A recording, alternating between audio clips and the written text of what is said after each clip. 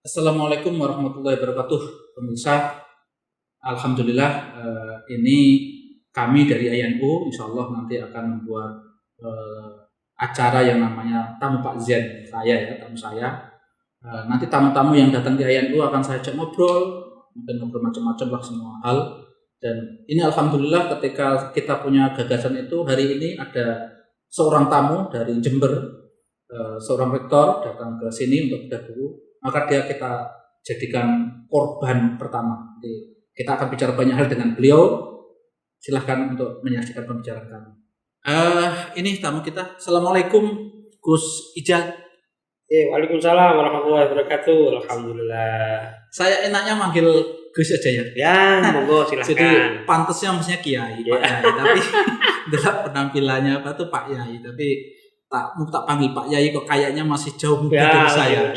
Gus itu kan memang orang tua memanggil putranya Kiai. Nah, jadi kalau kita tuh manggil Gus Mus ini salah mestinya. Gus Mus, Gus Dur itu aja kurang tepat. Tapi karena sudah terkenal ya, jadi itu menjadi terkenal sampai Mbak Yeni itu manggil Gus Dur tuh Gus Dur. Katanya itu ketawa. Padahal ayahnya. Padahal ayahnya. Ya. Sehat jenengan, sehat ya. Alhamdulillah saya.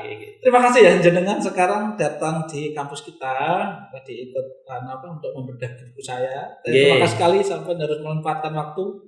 Terima kasih, saya juga terima kasih sudah dilibatkan dalam bedah buku, juga dikasih buku dan kita sudah menekan MOU kerjasama antara IAIN Tuban dengan INAIFAS dan kita berharap kerjasama ini bisa membawa manfaat bagi masyarakat kampus. Dan yang penting lagi kan kita sama warga Nahdien kita semakin bisa jalin silaturahmi. Betul. Kita selama ini kan mohon maaf ya kalau mungkin Anda terkenal sayanya aja ya. jadi saya tidak kenal tuh mohon maaf ya. Jadi saya lihat itu ternyata wah ini orang hebat maksudnya. Padahal saya sudah mengenal jenengan itu ketika jenengan jadi wartawan Jawa Pos. Saya beberapa kali ikut forum Tabayun yang jenengan dirikan. Tapi karena saya masih junior saat itu, melihat penampilan jenengan keren sekali. Ya jadi gini pemirsa ya. Jadi dulu ketika saya masih di Jawa Pos itu saya mendirikan namanya komunitas Tabayun ya. Komunitas Tabayun itu dulu kita dirikan bersama Prof. Nursa. Itu kegiatannya itu diskusi rutin, mendatangkan tokoh-tokoh yang kita anggap layak untuk kita panggil itu dia di Jawa Pos. Setelah itu beritanya kita mau di Jawa Pos. Jadi yang datang macam-macam banyak. Berarti ternyata sampai salah satu saya itu. Ya terima kasih. Berarti kita sebenarnya sudah kenal lah. Inilah namanya hikmah dari silaturahmi ini. Betul. Gus Ijal, jadi saya akan tanya pertama, gimana jenengan begitu datang ke kampus kami, mungkin kesan-kesan yang jenengan terima, yang tangkap bagaimana? Pertama, suasana akademik terbangun dengan baik. Itu kesan yang saya tangkap tadi di awal, dan juga daya kritis mahasiswa ketika kita tadi ngisi acara. Itu saya sangat suka dengan pertanyaan-pertanyaan. Bahkan kita tadi jadwalnya yang awalnya hanya 2 jam itu kan kita sampai molor sampai 3 jam karena banyaknya pertanyaan. Dan alhamdulillah itu menunjukkan bahwa iklim akademik di kampus ini sudah baik. Yang kedua itu pada soal manajemen. Jadi kesan pertama saya datang ke sini itu manajemen tertata rapi dan sistem leadership yang jenengan terapkan itu juga berjalan dengan baik.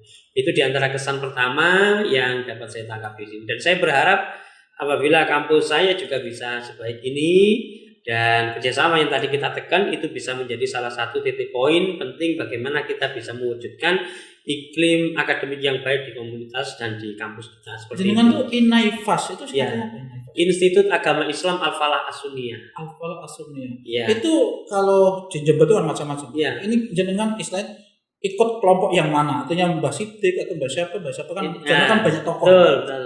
Jadi kalau Pondok Pesantren As-Sunniyah itu didirikan oleh Kiai Haji Jawari Zawawi pada tahun 1942 dan kebetulan sekarang pengasuhnya itu adalah putra dari Kiai Jawari yaitu Kiai Ahmad Safid Jawari. Pondoknya berarti pondok apa ini? Pondok As-Sunniyah.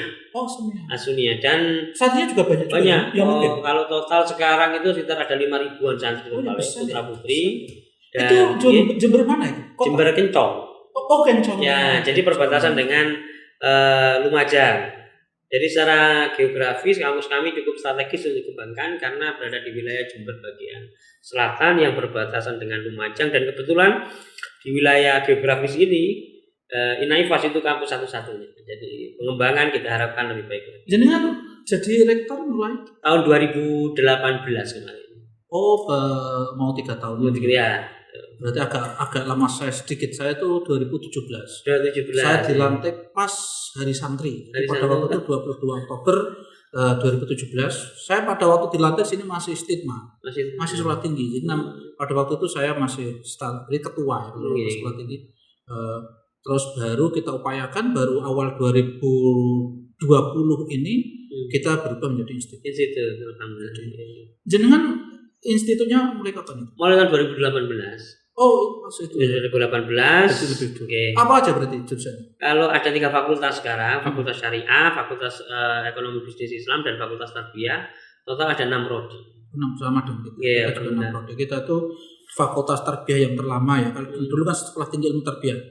Yang ada itu berarti Fakultas Tarbiyah, Fakultas Tarbiyah berarti PAI, PGMI, dan PIAUD. Iya. Baru yang baru ini kita menambahi Fakultas Dakwah dengan manajemen dakwah, terus kita nambahin lagi syariah Akhwansyah, terus FEBI, kita FEBI-nya ada perbankan syariah.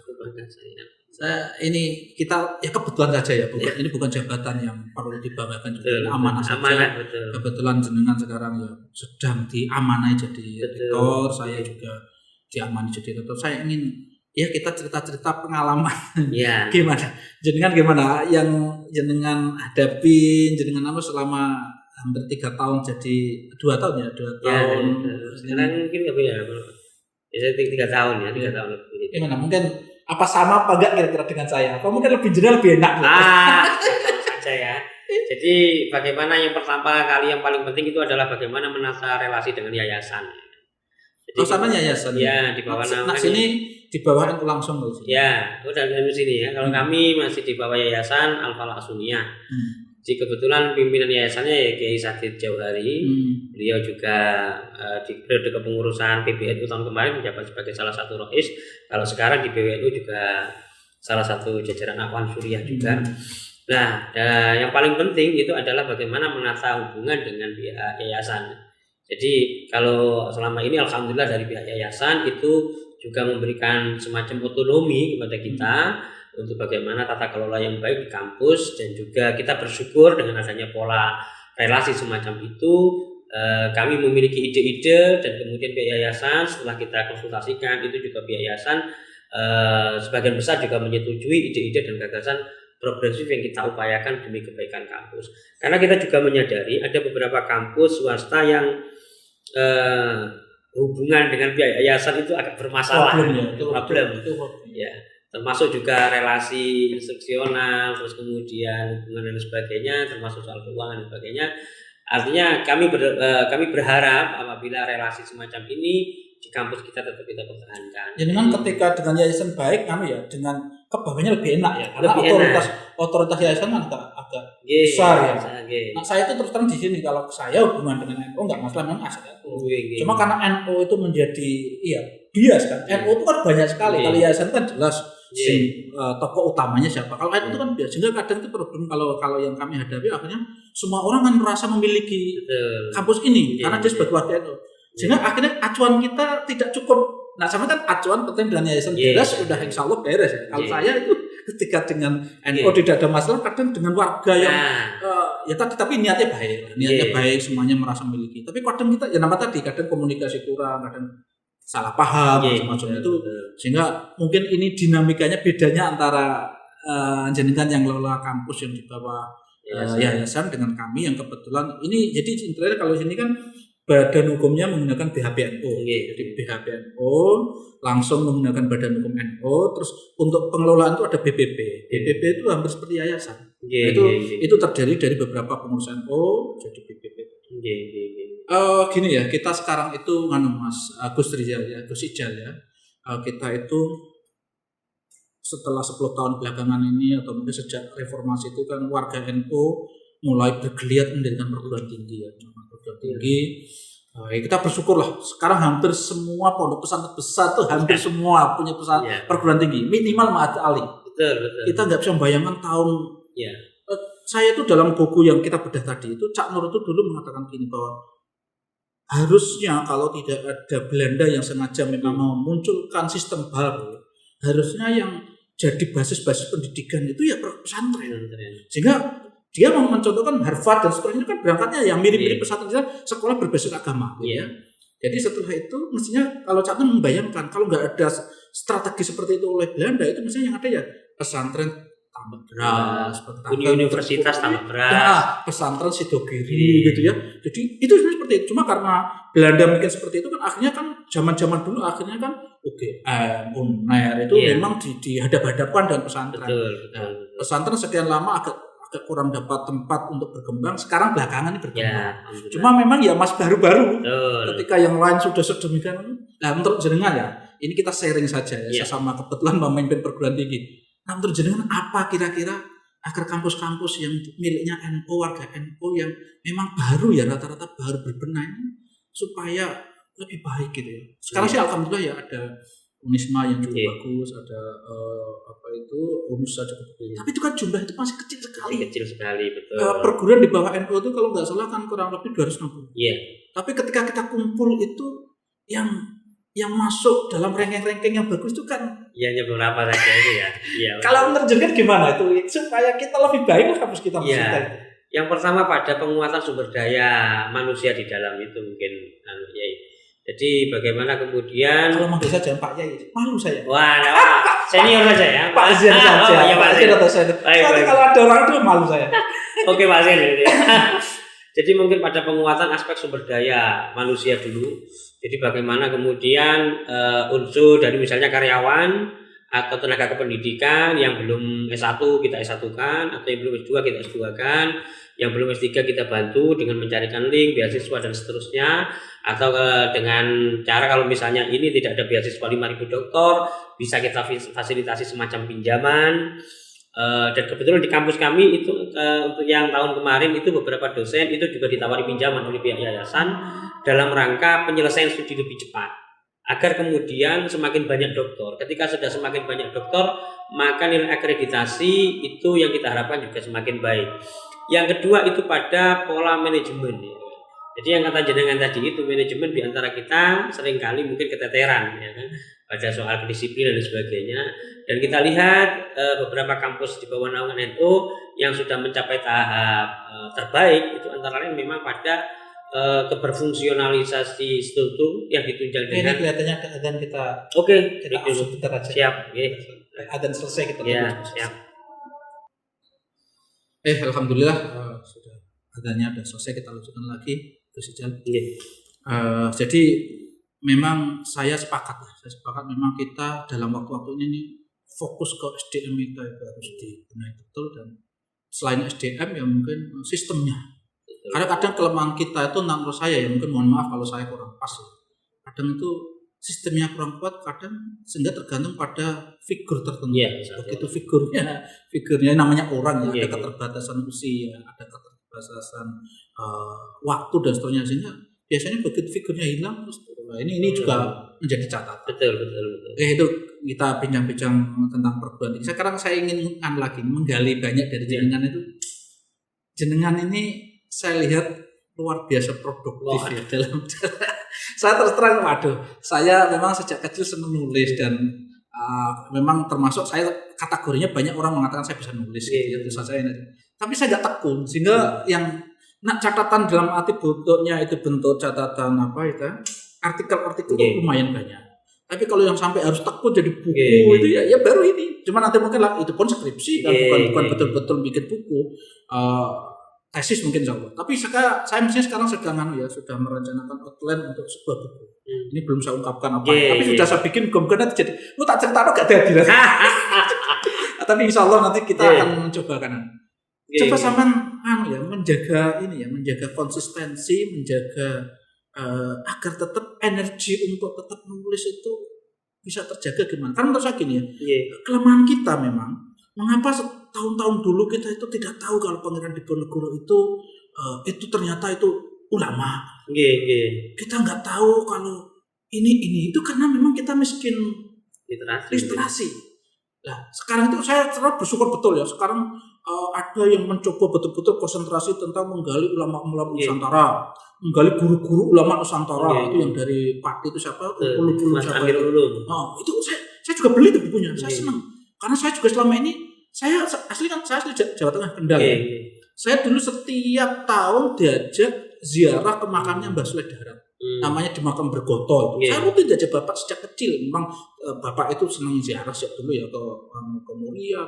Setiap Syawal itu ziarah di Bergoto itu Mbah Soleh Darat. Tapi saya baru tahu Mbah Soleh Darat itu kayak apa ya berbelakangan ini. Dulu nggak tahu sejarah itu ya, tahunya Mbah Soleh Darat itu wali.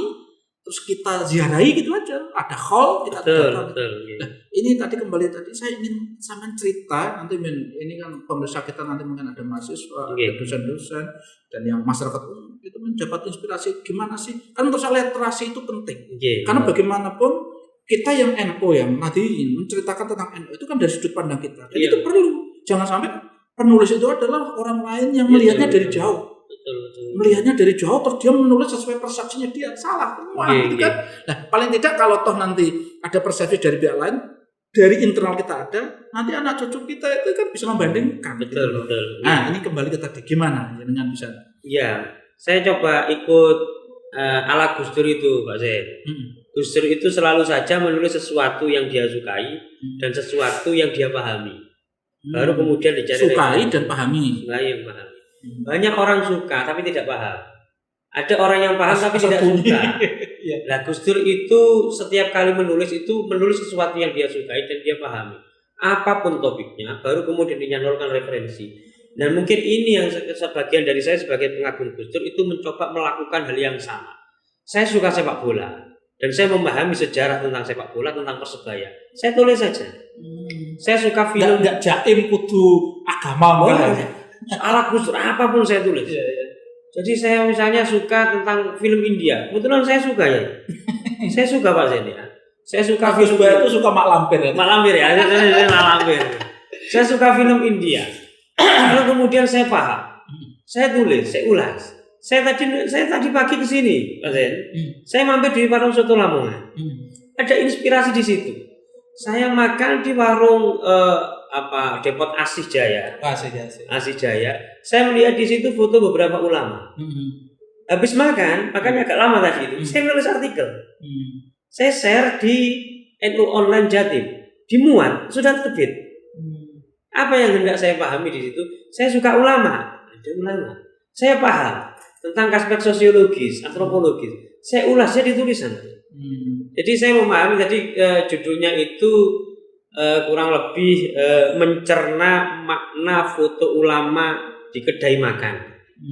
Jadi saya mencermati beberapa fenomena yang ada di beberapa kedai makan di Jakarta, Padang, pesisir Jawa, Madura. Kenapa di setiap warung itu ada foto ulama? Untuk apa tujuannya? Ternyata itu ada untuk prestis, untuk ini semacam sertifikasi halal yang tertanam. Itu ada foto ulama, itu pasti halal gitu. Enggak mungkin hampir kalau meragukan gitu kan. Dan sebagainya. Jadi saya mengikuti cara ala Gus Dur. Dan juga mungkin cara ala Mahbub Junaidi. Mahbub Junaidi kita tahu kan Pak Zain ya. Saya tahu. Saya pada waktu mondok sangat senang tulisan beliau yang itu guruku orang-orang pesantren. Itu yang salah satu mengilhami saya mengapa saya ingin nulis. Guruku orang-orang pesantren. Iya, Saifuddin Zuri itu. Ya. Oh iya, tadi siapa sebut siapa? Pak Mahbub Junaidi. Oh, Pak Mahbub Junaidi yang wartawan. Itu kan luar biasa tulisannya. Pak Saifuddin ya. Mohon maaf tadi Pak Saifuddin ya. Jadi mungkin sesuatu yang kita sukai, sesuatu yang kita pahami. Selesai sudah. Tinggal kasih sentuhan humor dan seterusnya. Jadi sekali lagi salah satu hal yang paling penting di dalam upaya kita menjaga konsistensi kita menulis baik artikel dan sebagainya, tulis apa yang kita sukai, tulis apa yang kita pahami. Kalau duanya sudah nyantol, oke. Saya suka tentang sejarah dan saya memahami salah satu subtema dalam sejarah, tulis jadi buku biografi mbah saya. Saya suka kagum terhadap Profesor Ridwan Nasir dan saya kemudian memahami jalan hidup beliau seperti ini, tulis jadi buku bersama teman-teman yang lain. Dan saya yakin sebagai pernah menjadi seorang wartawan, pola semacam ini juga pernah jenengan terapkan seperti itu. Jadi bagi saya apapun yang perlu saya tulis. Bahkan soal parenting, segala sesuatu yang ringan-ringan dalam mengasuh anak misalnya, saya baru belajar dari kitab ini, belajar begini. Saya suka, saya ingin menularkannya. Tulis saja tentang sepak bola, film, terus apa lagi yang saya sukai. Ya seperti itu. Sowan ke makam sini. Selesai seperti dan itu. yang terpenting mungkin ini saya tambahi, jadi yang terpenting itu jangan sampai sejak awal kita nulis apa itu orientasi uang. Betul. Harus betul-betul orientasinya tadi karena suka. Iya juga. Nah orientasinya itu sebenarnya duit. Kaku itu Iya, enggak. memang prinsipnya macam-macam ya. Kalau Gus Yahya Stakuf, kalau dulu saya manggilnya Mas ketika sama-sama masih, saya dulu kan wartawan istana. Beliau jadi juru bicara. Itu kalau beliau mengatakan gitu, kalau dulu dipaksa nulis nggak mau deh. Dia mengatakan saya hanya nulis seperti orang itu kalau udah kebelet mau ke belakang ya baru mau. Kalau nggak mau nggak mau. Tulisan beliau kan bagus juga. Dia nggak mau menjadi semacam tukang tulis nih. Iya. Itu untuk pertama ya. Jadi memang berangkat dari sebuah idealisme yang ada dalam diri kita. Terus nomor dua, memang ini kadang orang bertanya cara nulis pertama gimana? Ya jangan tanya caranya, langsung dicoba. Iya. Salah dengan memang pertama kunci harus banyak baca. Betul. Banyak pengetahuan, banyak baca, banyak tahu. Karena banyak tahu itu akhirnya cenderung ingin menulis sesuatu yang tahu. Betul. Nah orang nggak mau baca, nggak tahu apa-apa, ya menulis apa kan gitu. Betul. Jadi kunci pertama memang harus banyak wawasan dulu. Itu kaitannya terus. Karena tapi saya bersyukur betul belakangan ini saya pikir saya terakhir di Japos itu kan saya menjadi redaktur opini. Jadi sebelum saya keluar 2011, saya insya Allah keluar husnul khotimah.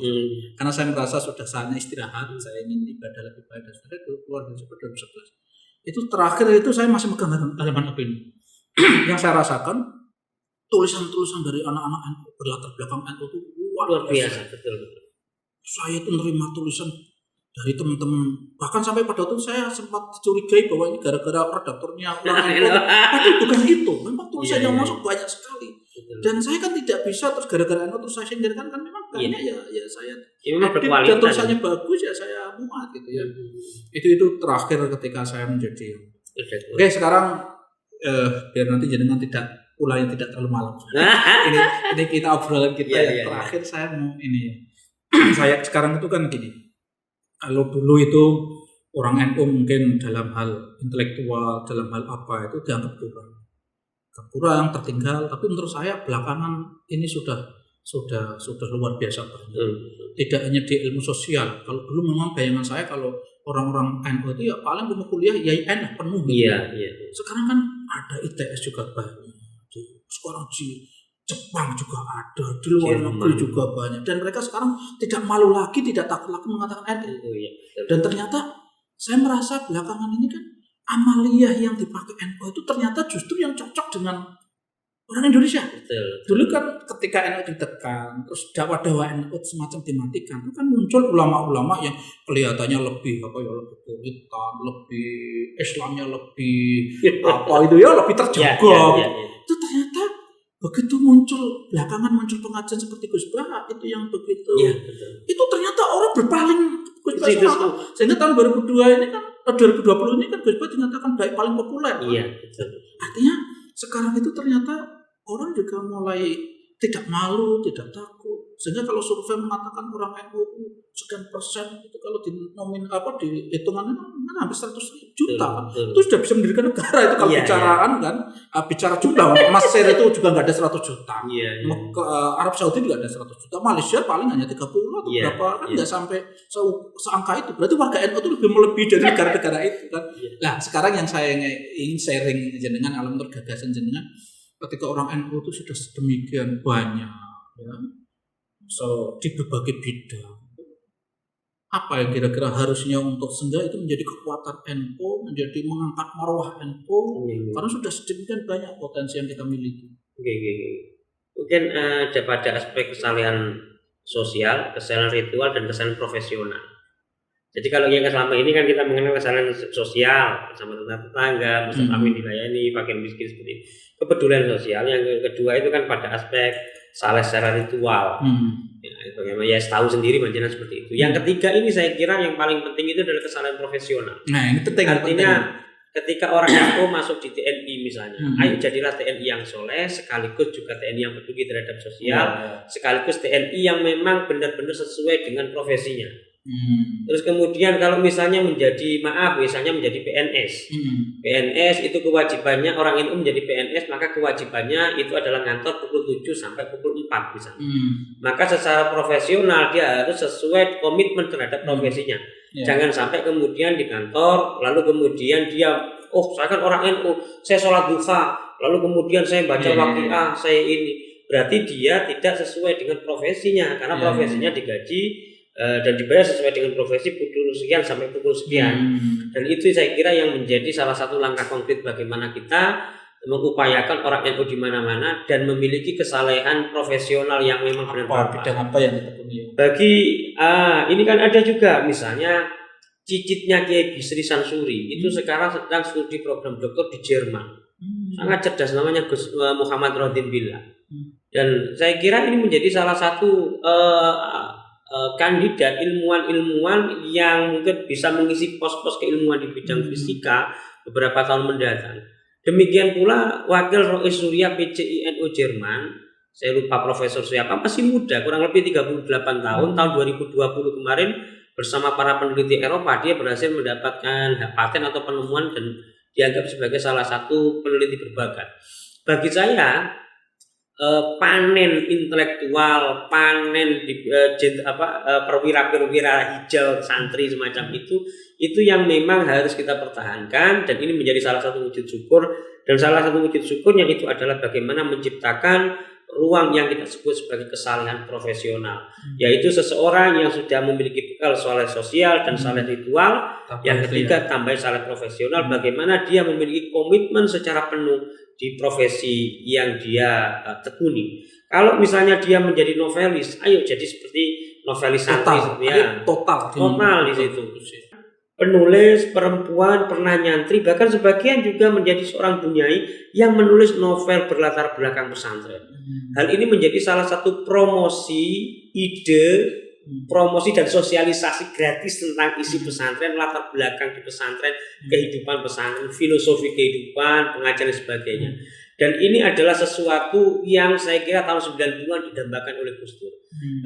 Sebelum kita tutup, saya ingin bercerita lagi bagaimana cara Gus Dur itu melakukan upaya promosi di tengah NU yang digencet tahun 70-an. Jadi Gus Dur itu bukan promosi setelah pulang dari Baghdad, kemudian ke Tebu Ireng, lalu kemudian setelah juga dari pengembaraan di Eropa itu, yang dilakukan Gus Dur itu tidak mempromosikan kiai di media-media Islam. Karena saat itu kiai citranya sudah ada, babak belur bahasanya seperti itu.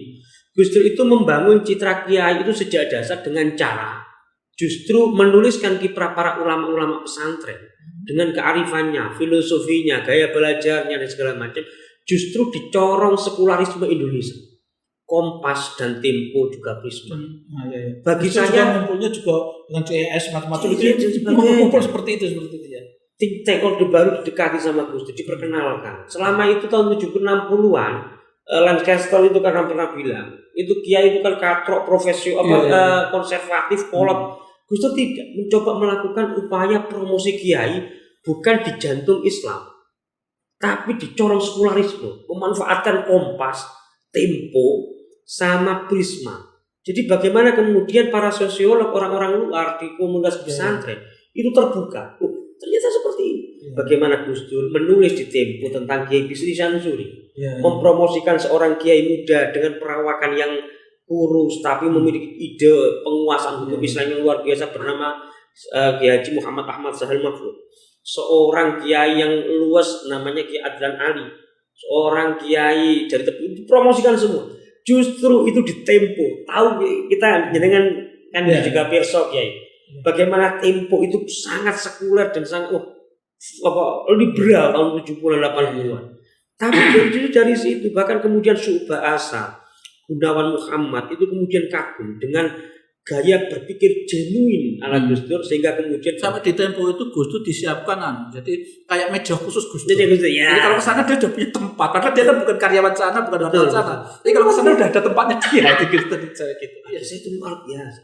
Dan hal semacam ini yang kemudian ide-ide semacam ini yang kemudian dipakai oleh Gus Dur untuk menyemai benih, menebar benih sehingga kemudian 3 dasawarsa berikutnya benih-benih ini bisa dipanen.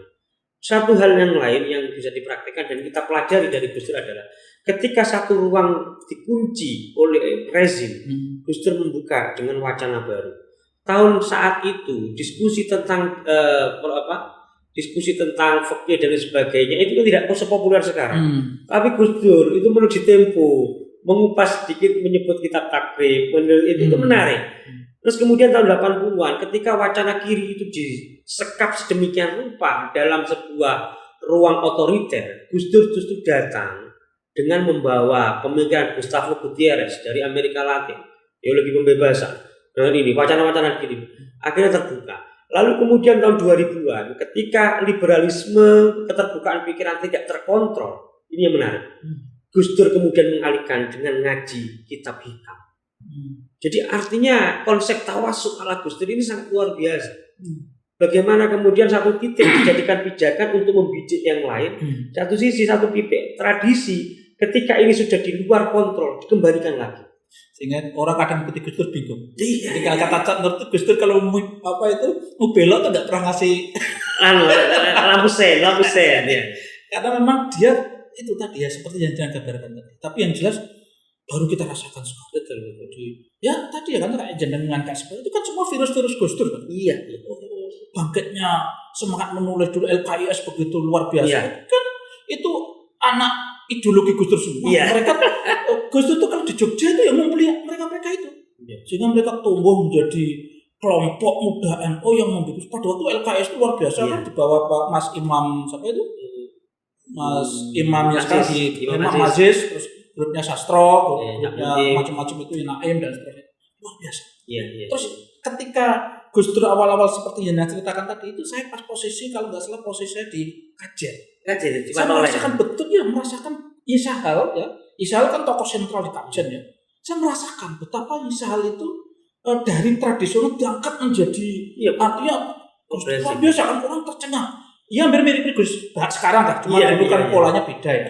Artinya wacana fikih sosial yang dikembangkan Gus Isahal itu kan hal baru betul pada waktu itu. Oke, jadi gini Gus, jadi saya sepakat dengan apa yang jenengan sampaikan bahwa memang Gus Dur itu luar biasa membuka tadi mengenalkan pesantren ke permukaan itu luar biasa. Memang kita saat ini yang terjadi seperti jenengan nulis, ada teman-teman di LKIS macam-macam grupnya Mas Sastro, grupnya Mas Imam Aziz, itu kan semua itu hasil didikan Gus Dur semua. Betul. Itu kalau ke Jogja ya campur sama mereka itu. Dan saya ingat betul jenengan tadi cerita Yesahal itu kiai saya terus sampai sekarang tuh yang orang betul-betul saya tak dimi cuma beliau sudah nggak ada ya Mbah Dullah Salam sama Mbah Sahal. Ketika saya di sana pas beliau itu ada ya. Jadi saya merasakan betul pada waktu itu. Isahal yang dari desa Kajen, kota kecil gitu ya tadi perawakannya orangnya kecil, sudah kurus begitu. Itu diangkat ke permukaan dengan khasanah ilmu fikih sosialnya itu kan memang Isahal itu kan usul fikihnya kuat sekali. Itu ya Gus Dur yang memakan itu ya. Itu luar biasa memang dan kita sekarang merasa terima kasih sekali dengan apa yang telah dilakukan Gus Dur. Terus menurut saya yang sekarang ini menurut saya karena gini ya, jadi saya selalu punya asumsi gini Gus Ijal. Jadi NU itu memang terlalu besar, warga NU terlalu banyak sekali. Sehingga orang itu harus menyadari itu. Sehingga seperti yang katakan tadi, memang orang itu mau tidak mau memang nyebar di macam-macam. Betul. Nggak bisa terus harus fokus di sini semua. Nggak bisa. Ya memang ada yang di pendidikan, ada yang di politik, ada yang di mungkin dagang kurang ya harus ditambahi harus. Karena memang sangat banyak, nggak mungkin. Nah kata kuncinya harus seolah secara profesional fokus di bidang itu. Jadi tidak bisa orang itu setengah-setengah.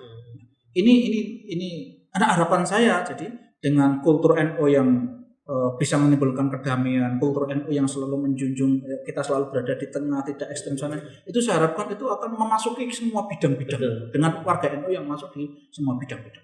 Ya, kita berharap betul nanti paling tidak anak kita, cucu kita atau mungkin mahasiswa kita itu bisa seperti itu. Karena tadi selagi saya katakan warga NU terlalu besar. Kalau hanya semua politik semua ya mereka akan tukar sendiri. Ya lebih baik ada yang di politik, ada yang di pendidikan. Jangan terus maunya itu ya di politik ya, di pendidikan juga ya, mau di ini juga ya, itu nggak bisa. Mestinya harus yang di politik ya kita yang terpenting lagi itu kita harus punya apa ya, di dalam hati kita harus punya kesadaran untuk menghargai orang NU dimanapun. Iya. untuk menghargai orang NU yang berkiprah di apapun kita hargai. Betul. Nah, yang terpenting bagaimana bahwa kita itu nyambung dalam hal ideologi. Dalam hal bagaimana kita memandang bagaimana NKRI ini menjadi negara yang sudah kita sepakati. Itu kan penting. Betul. Terus kemudian memandang bahwa kita tidak mudah mengafirkan orang. Nah, pandangan-pandangan itulah yang menyatukan bahwa kita orang NU. iya.